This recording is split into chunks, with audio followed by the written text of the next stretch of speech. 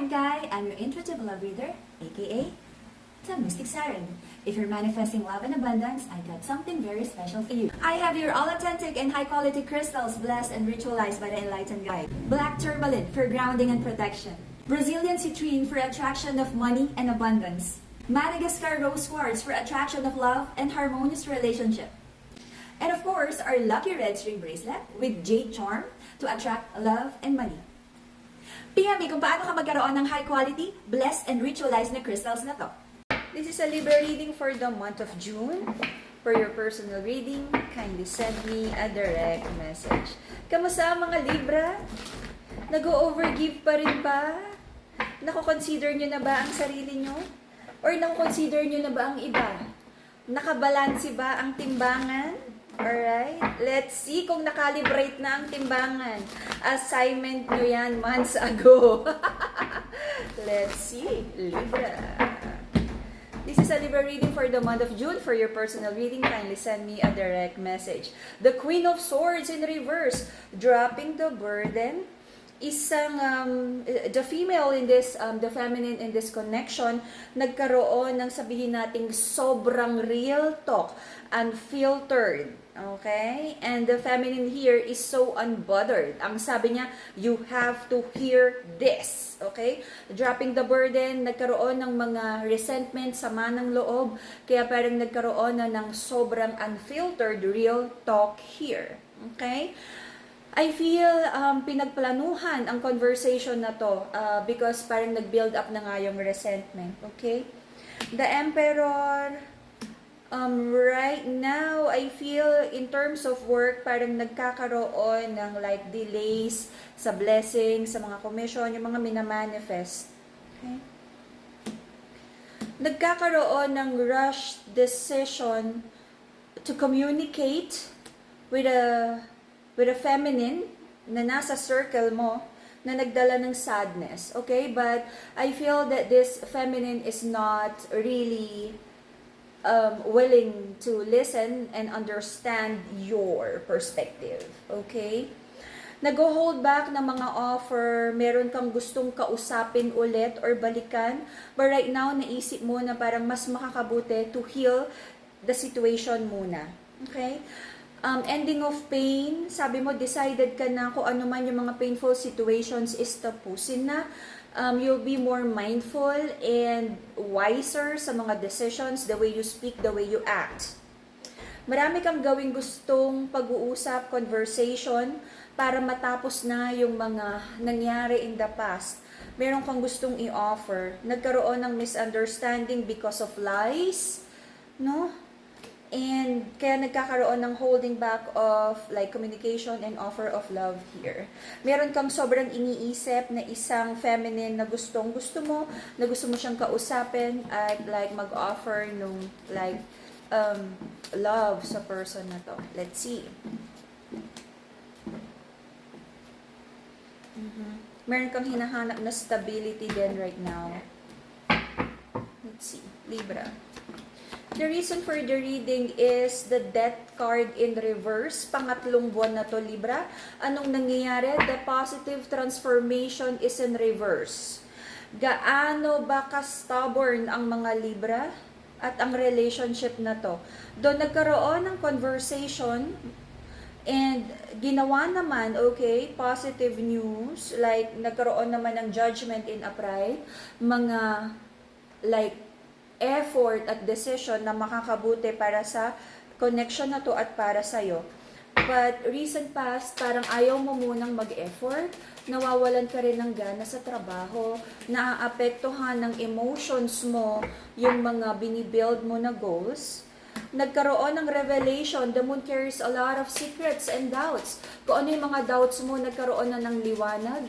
Sa relationship na to, nagkaroon ng revelation. Meron kang pinagdadasal na wish fulfillment mo. This is also an Aquarian energy na medyo naka-reverse right now. This has also the Empress energy, the long-term partner energy, who is walking away from you. And you feel na parang the wheel of fortune, yung swerte mo or yung luck for this connection to work out is parang wala na. Lumabas na ng bintana, alright? right now is nawawalan ka ng desire to pursue this relationship, to pursue a new relationship, to work on your goals. I don't know what's happening. You feel so defeated. Maraming gathering of information, chismis, and like knowing the truth. Right now, nasa crossroads ka about mga toxic habits. You wanna drop the burden. You wanna take leadership kung ano man yung mga nagiging challenges sa situation na to, love or business. Okay? Toxic habits. Okay? Right now, your person, for the last 3 months, the Queen of Cups has been carrying her cup of love in upright. But right now, your person is carrying her cup of love in reverse. Hindi na siya hindi na siya interested to offer her cup of love. And right now, nakatalikod na siya. The feminine in this connection is parang withdrawing from this connection already. Sobrang pagod, sobrang stress, you know. The feminine energy here is trying to heal from whatever happened in the past, na nagdala ng sadness and disappointment because of lies and deceit. So right now, the feminine in this connection is enjoying her solitude. Gusto muna niyang mapag-isa. And she's trying to pull herself out of all the overthinking in this connection. Okay? Meron kang fear and doubt kung ano ba yung tamang decision to move this relationship pa ba or tigilan na kumbaga abandon ship na ba to, itutuloy pa ba? Let's see. Ano to mga fear and doubt na to?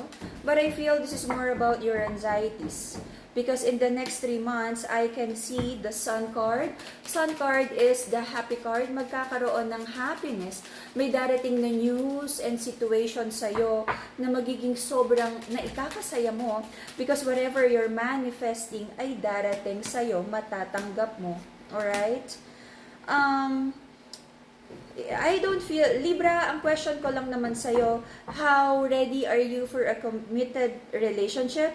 Because I can see here na meron kang mga pinaplanong reconnection with your person, pero para bigyan to ng title at gawin tong like traditional relationship, hindi ko yun nakikita. But baka naman kasi ikaw din yung hindi ready to commit. Okay? You feel tied to this connection. But I feel magfo-focus ka sa mga financial blessings para sa'yo. May iisip mo na parang sige, kung hindi mahirap i-work out for now tong relationship na to, baka hayaan mo muna na ganun. Marami kang iisipin na kung paano ka mag-approach sa person mo. And mag-offer ka like little messages, kamusta? Whatever you're manifesting, magdadala sa'yo ng happiness. So, yeah. And that would be the Libra reading for the month of June. See you again in a few days for your bonus reading. Bye-bye, Libra! Good news sa lahat ng nag-aabang sa ating bagong line of crystals. Ang isa sa ating pinagkakatiwalaan na healer at magaling mag-love spell na si Everlasting Alpha at kilala natin bilang Ate Joy ay naglabas na rin ng kanyang crystals. Huwag na nating patagalin. Umpisa na! Para sa lahat ng may problema sa reproductive health, para sa'yo ang Healing and Fertility Bracelet na to. Kung ikaw ay may hinihiling na blessing na pinansyal, para sa'yo ang Abundance and Protection Bracelet na to. Elephants are known to be wise and strong.